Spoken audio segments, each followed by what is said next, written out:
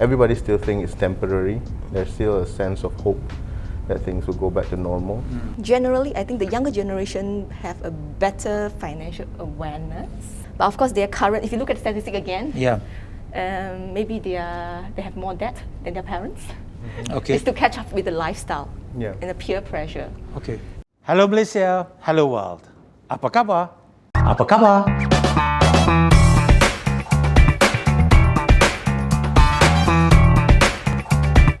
ECM Talk is here again with another interesting topic. Has the pandemic brought us to realization? I'm Rajesh Shahrul, your host.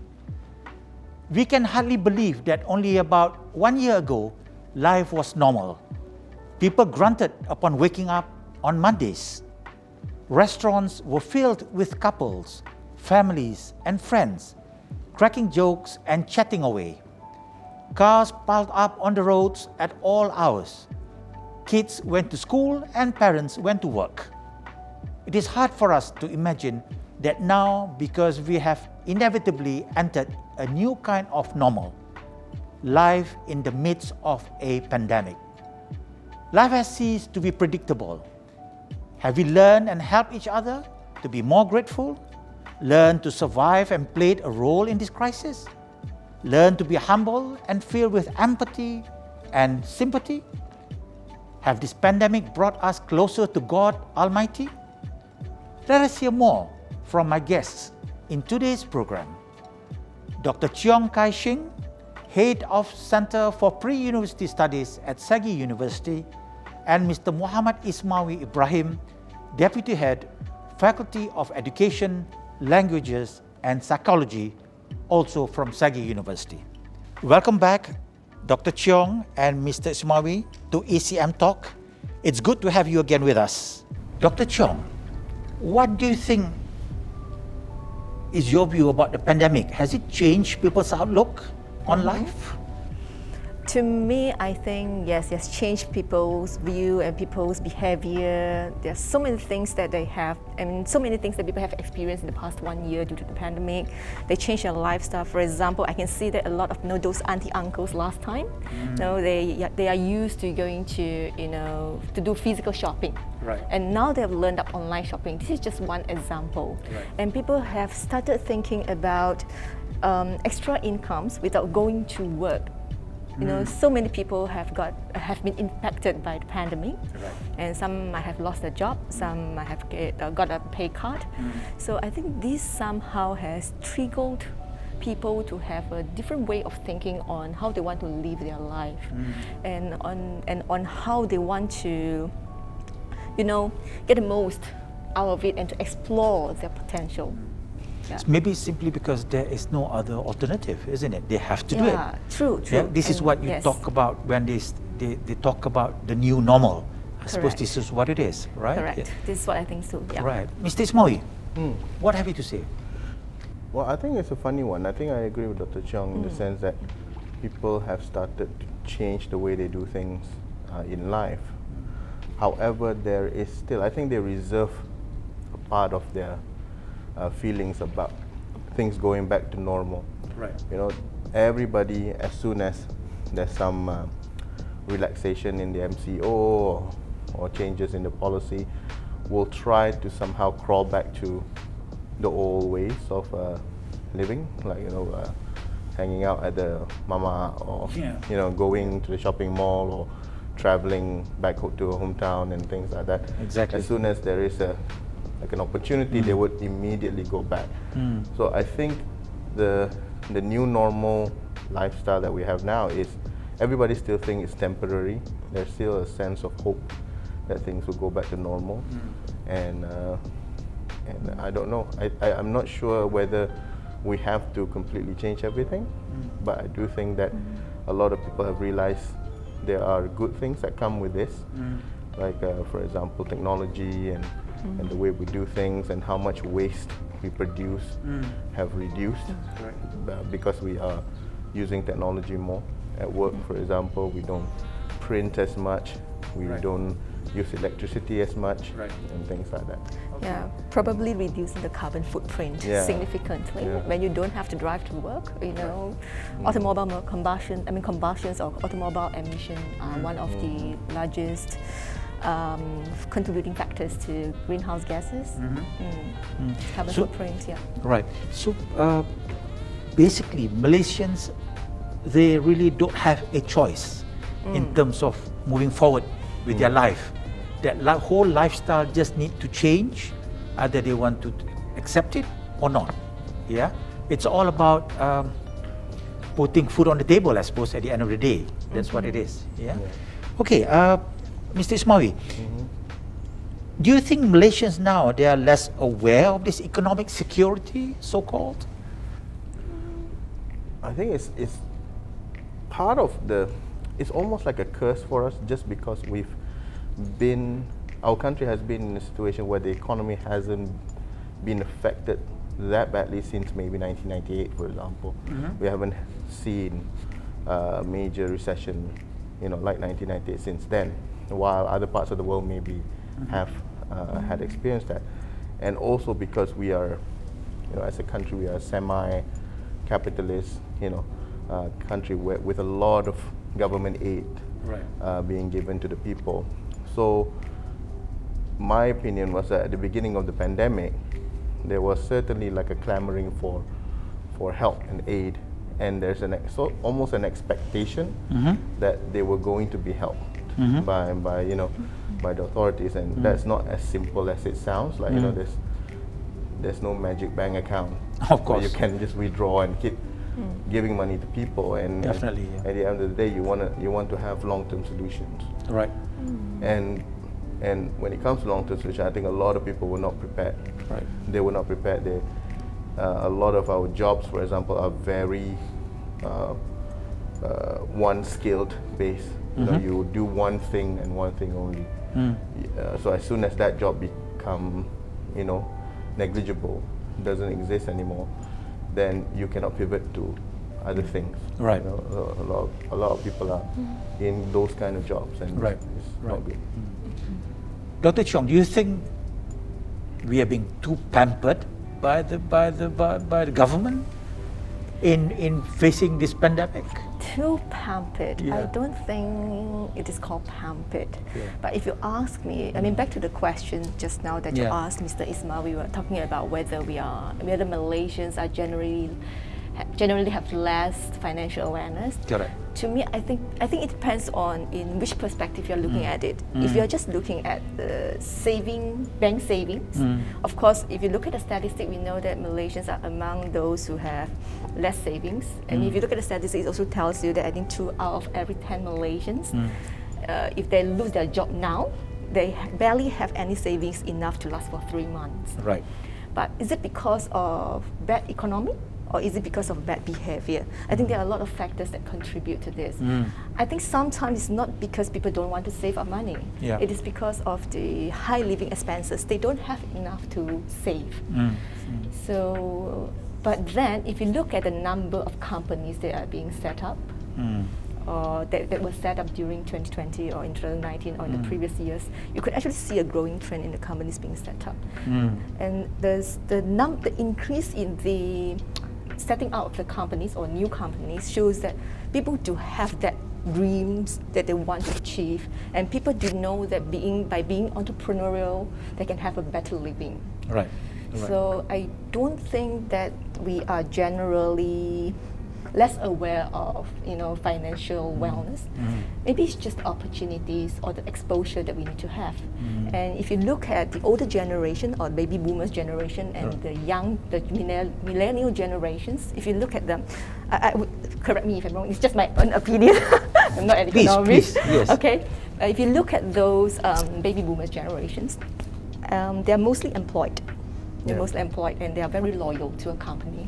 So they tend to stick on only one job. But if you look at millennials, they tend to change jobs and they tend to start their own business. Right. So I think it's the change of the mindset, it's the exposure, because the millennials generally are better educated in a way, so they know what they want, and they also see, you know, the struggle their parents have gone through, their grandparents have gone through, so they know that the financial stability is very important for them. Right. So it's about the shift in the mind, the Right. mindset, that I think generally, I think the younger generation have a better financial awareness. But of course, that is also, but of course, their current, if you look at the statistic again, Yeah. maybe they have more debt than their parents. Okay. It's to catch up with the lifestyle Yeah. and the peer pressure. Okay. So it's about I think I agree balance. with that, yeah. because I mean there was a survey that was done about the online shopping. Right. You know, like what kind of products were Right. being Yeah. bought by you know, people in general. Online The shopping. e-commerce business, yeah. The e-commerce business, and number one was electronics, Yeah. gadgets, you know, things like that, handphones, and Yeah. so despite knowing that there is a pandemic and Yeah. and you have to save as much as possible and get ready and be prepared, and you have the moratorium money and so on Yeah, like that. correct, yeah. Number one purchase still Yeah. seems to be expenses on luxury items. Yeah. You know, like the new flat screen TV and things like that. Right. And maybe because that is the kind of society we are. We like new things.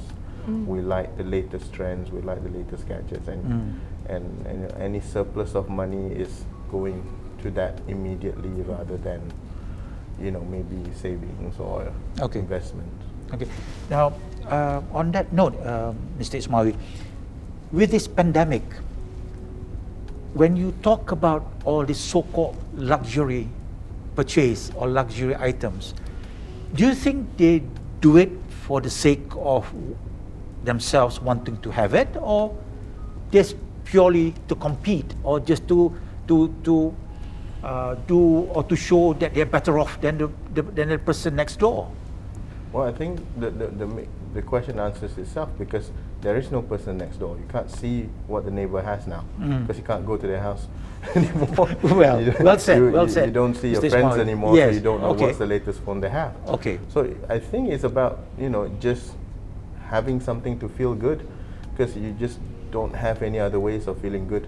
Can't travel, can't meet friends, you know, cannot go back to your hometown and things like that. Can't watch movies, can't go out. Right. So the only other ways for you to make yourself feel good is to buy things, I think. So it's the feeling good factor. Yeah, Yeah. it's the feel good factor. It's Okay. It's probably the reason why I gained so much weight as well. I've been eating Don't go so into much. that. You know, You know, that there's takes two nothing of us. else to do. There's Yeah. nothing else to do at home, and you know, you try to look at things to make you feel better, I guess. So you get good food. You get good food Yeah. as well. You get good food as well. yeah, to make you feel happy. Yeah. But I guess partly, I mean, to answer the question, if I may add, maybe it can be due to the influencers, so, you know, social influencers. Social Yes, influencers, yeah. you look at those, you know, YouTubes, Facebooks, they're telling you, know, this A is better than the B is better than the C, and then if you're having a C, then you want an A now, because they say that it's better. Right. It's worth, I mean, it's more expensive, but it's worth money. Right. Right. Yeah, so I think, yeah, when you are practically at home, you have more time for these social medias. Then you tend to buy more, I guess. And at the convenience of your fingertip, just click, and then payment's done. Yeah. Yeah. I mean, having to do all these, despite the flow of money is tighter and more difficult. Even the potential of no income, like, you know, just, you know, the idea that, like, maybe 3 months down the line, or 4 months, 5 months down the line, that Yeah. you might not have income anymore. Right. Doesn't scare people Precisely. as much as you know, as you would think. Right, I guess. You right. know, otherwise online shopping wouldn't have exploded. Yep. Otherwise, you know, things like that wouldn't have happened. I guess people are just trying to make do, Alright. just trying to survive, and part of surviving is also to keep your mental health in check, and especially if you're alone. If you have a family, at least you have somebody there. But can you imagine somebody who's single, you know, living alone, where social connection would have just been going to work, meeting colleagues and friends later at night, and now you're stuck at home Right. for months on end. with nobody, I think Right. you Yeah. don't have any options. Right. Okay, coming back, or rather moving on to my next question. Now, when you talk about all these, what about the spiritual realization that's in everyone now, especially in this new normal environment? How do you think people are looking at it? Maybe I can start with you, Ismail. Yeah. I don't know about spiritual. I think it's Do they feel that they need to get closer to God, the Almighty? well, it's I've always associated religion and faith very differently. I look at religion and faith as two parts of the same thing. Right. But they are a bit different. Right. And I think in terms of faith, it's very hard to comment because it's individual. All right. Right? But religion, I think that sense of communal religion feeling Right. might have gone because a lot of the religious practices cannot be observed. Right. Like for Muslims, for example, it's harder for you to go to the mosque. Right. You know, at certain times of the MCO, and even if you are able to go there, there's no social aspect of religion anymore. You go, you pray at the mosque, you go home immediately. There's no after prayer coffee session with your fellow, friends or something like that. Correct. There's no activities, religious activities being carried out at the mosque. So the religion aspect, the organized religion aspect, I think might have affected people, because I know, like from my experience, my father, for example, he's a regular mosque goer. Okay. And it has definitely affected him, because Right. he will just sit at home wearing his full religious getup, Yep. knowing that he can't go. Right. He just wears it because he feels that he wants to Yeah. experience Yeah. a little bit of it. Yeah. And he just walks around the house and stuff like that. So I think for some people that is a big part of their religious experience, and they have missed that. Dr. Chong. Spiritual realization, I'm not so sure about this part, but I do know people during this difficult time have actually, they try to rely on their faith and religion to get them through the difficult time. Yeah. They tend to they tend to communicate with the God more, Yeah. regardless of which religion they are Right. having. Right. They tend to believe more in the God, to believe that, by being sincere and by doing the right thing, they can get this through. So I do know people like that. I'm not sure whether that defines spiritual realization. Right. Okay. Yeah. And I like this spiritual realization thing. But what is actually interesting is what I don't see, like on social media or the just general online discourse is there's a very little connection between COVID and God. There's not a lot of discussion I see. Like there even people of who you could call preachers or people who work in this kind of line, they don't associate COVID closely with religion as much as you would think. Right. They would, Right. it's very easy to call it like, oh, this is punishment. I was from coming to God, that. or something Yes. like that. Yes. Yes. But they don't, and They don't. and I think Yeah. that's healthy. I think that's good. Okay. Because it stops people thinking that this is unscientific. And it's very important for people to look at this scientifically and logically, because that will prevent misinformation. Yeah. Yeah. Because as soon as people start saying, oh, this is this or that and Yeah. things like that, and then people will stop believing in vaccination, for example. They would say that, oh, what's the point of vaccination if this is Yeah. It's meant all about to be, Yeah, it's just all about this is God punishment Yeah. to us, and blah Yeah. blah blah. Yeah. And I mean, irresponsible accusation as such is not needed at this time, and yeah, it's good that we don't really see it online. We don't really see this as what COVID-19 is the punishment. No, I don't think so. Yeah. Because it's just not scientific, and there's no need to instill this kind of fear in people at these days. Exactly. You know, Right, when everybody is trying to live with it and to get through this. Yeah. Just to overcome it, yeah, Yes, just to overcome correct. it in the right way. Because this whole pandemic, it may be a losing concern for some, and it could be an opportunity for others. Yeah. You know, like what you just mentioned, Mr. Ismawi, about the e-commerce, how people take advantage of going online, the online business, and they're making lots of money. And this is just new. You know, it's only booming only about a year ago. Yeah. You know, when the pandemic started. Yeah, that's how it is. Yeah. I think what was important for a lot of industry and organization and companies was how fast you could change the way you work Yeah. to suit the current scenario. Right. You know, and some were very eager to change immediately. Correct. Some were dilly-dallying, Correct, yeah. waiting to see what happens and Right. so on like that. And those lose out. You know, those Right. who acted immediately, did the changes that they needed to do, would I think survive the second year better. You know, there's still about 10 more months to go before everybody is vaccinated, or enough of the population is vaccinated. Yeah. Companies still have to survive until then.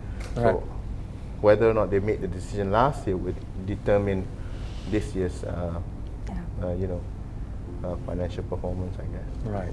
Okay. I think the creativity matters too. You know, businesses that we used to think that they were not possible to go online are now online. For example, image consultants. Yeah. Can you yeah. imagine how image consultants go online? You know, last time you need to visit the office, they look at you, to try to give you advice. Yes. You know, now yes. what they do is Yeah. they ask you to send a picture, give your measurement, they ask about your profession, and they'll pick the clothes and send to you. And then if you're not happy, then you send them back, they will refund So you. all these are the new Yeah. adjustments. So adjustment, Yeah. creativity, Yeah. so things that Creativity. we used to think not possible Yeah. are now possible. Correct. Yeah. Correct. So it makes the mind works wonders, isn't it?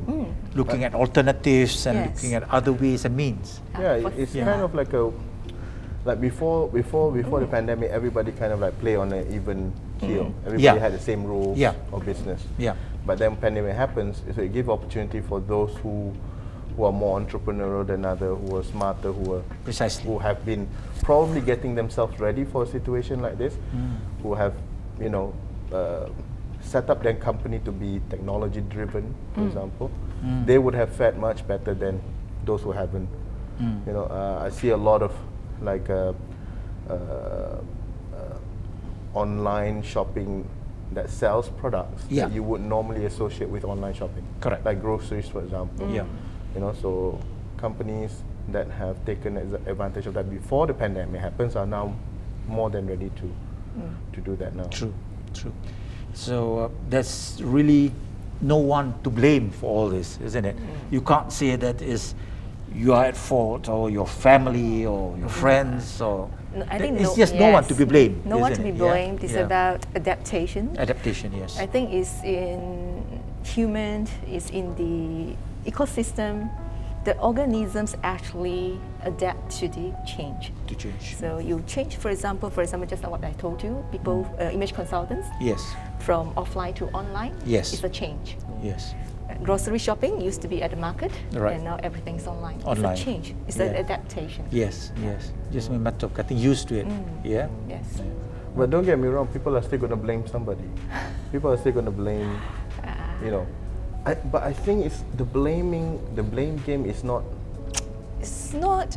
It's not really Yeah. a real blame game. Nobody's Yes. blaming for the thing. Anyone, It's just, yeah. it's just that everybody's very unclear about what's going on.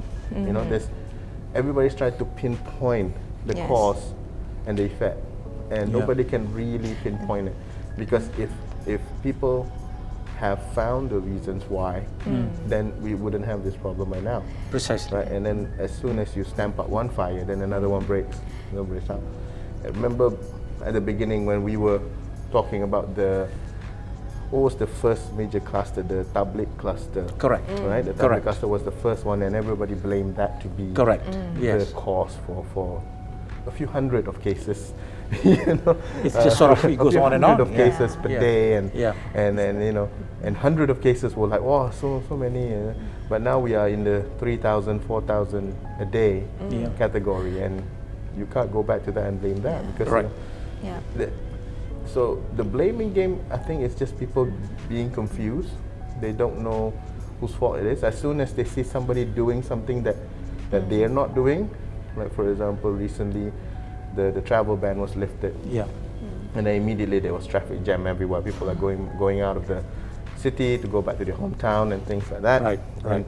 And people start screaming online saying that, oh, this is going to cause new clusters everywhere and things Yeah. like that. It might happen. Yeah. It might not happen. Yeah. That's the thing. You can't really tell. True. And people are just like worried to do anything. Right. Yeah, sometimes it's also about the scapegoat psychology. Mm. You know, you're doing something, and then you want to find a scapegoat to find a reason or to justify why you are doing this. So it's about. I think the word blame is a heavy word.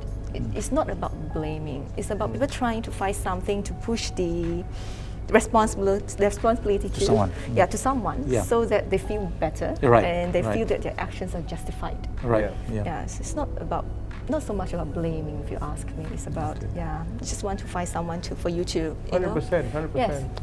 Like those who are complaining online saying that why are these people traveling? They themselves want to travel, Yeah. but Yes. because they can't, they have to say, Yeah. they have to reflect, to deflect the fact that they can't go anywhere on the people who do go somewhere. Correct. And not to say this one is right or that one is right, Yeah. but Yes. I think it's just a reaction. There's Just- no right or wrong to it. Yeah, it's just a reaction. just to Reaction. vent the frustration. Correct. Okay. Yeah. Okay. All right. Thank you, Dr. Cheong and Mr. Ismawi. We know that we have a long road ahead of us.